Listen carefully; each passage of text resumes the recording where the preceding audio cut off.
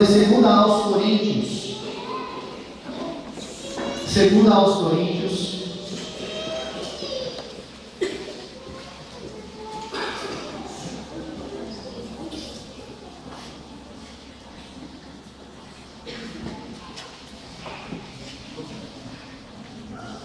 Capítulo 6.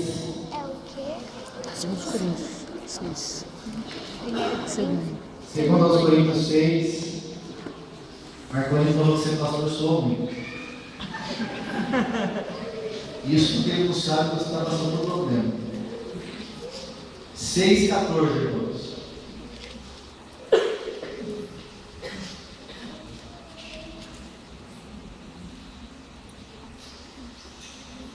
Nós vamos orar depois para a Fernanda também. Uma aposta à bênção.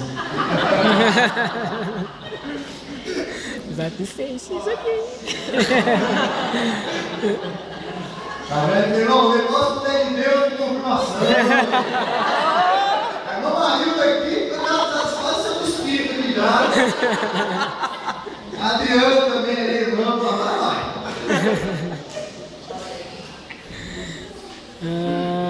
São, irmão. São. Todos encontraram aí? Amém? Aí já tem umas irmãs que estão noivas, você já dá umas cutucadas, né? Já também é noivo, aí que casa logo também, né? Aí o pastor fala, o mundo abaixa a cabeça, não é que tem esse negócio, não. Você sabe o que é. Essa foi direcionada. O pastor falou para mim, eu falei, irmão, para você mesmo, você sabe. Esse ele sabe que eu pego no pé dele direto, então ele sabe que é para ele. Bem?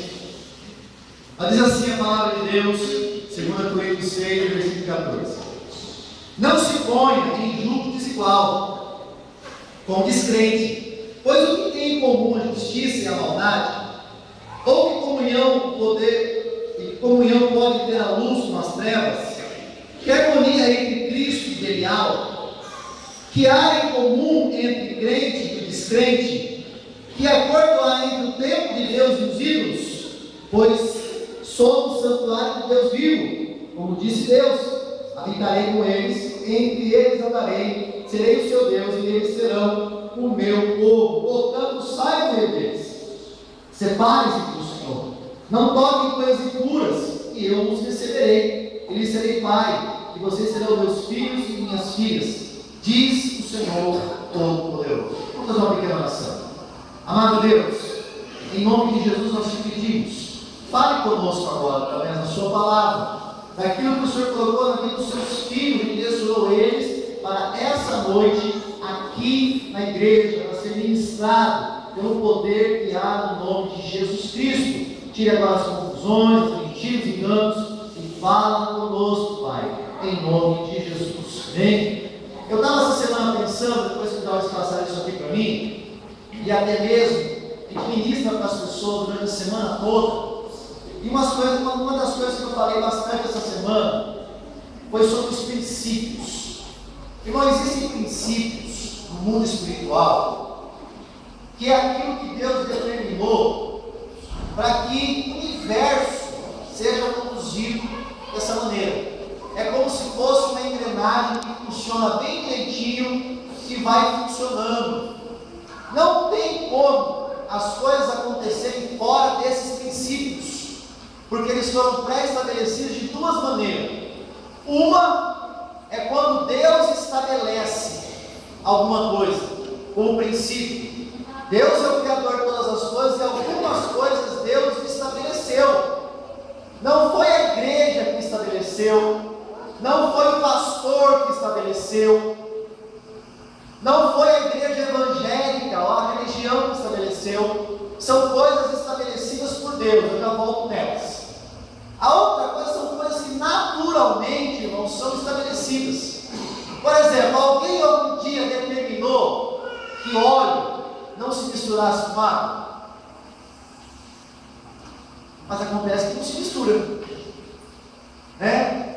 Trevas e luz nunca combinaram. Se você apagar a luz, não há luz, há trevas, mas se você acender a luz, as trevas se dissipam. E são coisas naturais que geram princípios. Então não é porque alguém está determinando, ou porque alguém assim quer. Existem coisas na igreja, dentro da vida do cristão, que são mutáveis com o tempo. Por exemplo, Deus determinou ao homem guardar o sábado, mas isso era um requisito na condição de Israel. Na nossa condição hoje, nós não precisamos guardar o sábado, mas o princípio do descanso permanece. As leis cerimoniais que havia no povo de Israel, essas leis não servem mais para nós. Leis morais servem, não para nos salvar, mas lei moral serve para nós. Então algumas coisas na igreja, elas mudam. Por exemplo, eu, quando fui para a igreja, começaram a me colocar para abrir culto cantando 3 louvor, de surpresa, irmão, vem cá, eu já cantei muito, já pastor, né? Isso era um escape para mim, né? A igreja gostava, o Jacó entrou do anjo e me deixou subir, vamos lá. Aí você faz umas, né? Aí vai no irmão, o que você quer, né, irmão? O irmão pede a bênção dele, então, né? Por aí. Os hinos foram mudando. Há hinos que se cantam hoje, que é uma bênção, que alguns anos atrás, se fosse cantar na igreja, e as pessoas não iam aceitar. Eu morei do lado de uma igreja que o pastor não aceitava que cantasse hinos da igreja batista lá de dentro. Ele não queria, porque ele achava que aquilo ali era coisa do mundo. Do lado da minha casa, a igreja, eu ouvi ele pregando isso. Tinha culto lá na igreja dele, o dia que não tinha culto na minha igreja, na qual eu era membro. Então eu ouvi os cultos, eu estava ali do lado de casa, eu ouvia a palavra, né? E às vezes eu ouvia algumas coisas desse jeito. Tem uma coisa que é estabelecida, irmão, que trevas e luz eles não habitam. Não vai dar certo. A palavra está dizendo aqui: não se coloque em julgo desigual.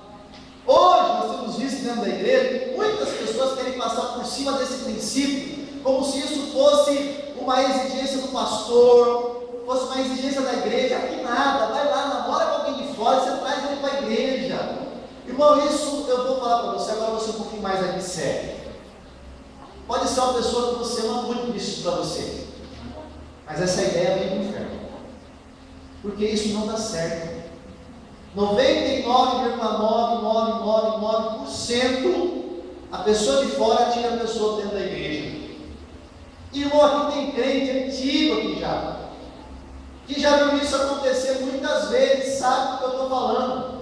A igreja nunca determina, acontece, é assim mesmo. Crente namora com crente, crente casa com crente, crente de verdade, não casa com frequentador de igreja, não namora com frequentador de igreja, casa com crente de verdade, porque isso vai ser bênção para a tua vida, isso é luz. Pastor, mas olha, eu estou aqui na igreja, não tem ninguém para namorar. Irmão, começa a orar para que Deus traga alguém para a igreja, alguém vai se converter, vai ser salvo, vai namorar com você, vai casar com você. Ah não, que nada, vai lá fora, namora com alguém mais, depois você traz para a igreja. Irmão, isso não dá certo. Pastor, eu já vi a pessoa ir lá, namorar com a pessoa, por exemplo, também já vi. Vou tocar sobre esse assunto. Isso é minoria. Na maioria das vezes, o que acontece é ao contrário.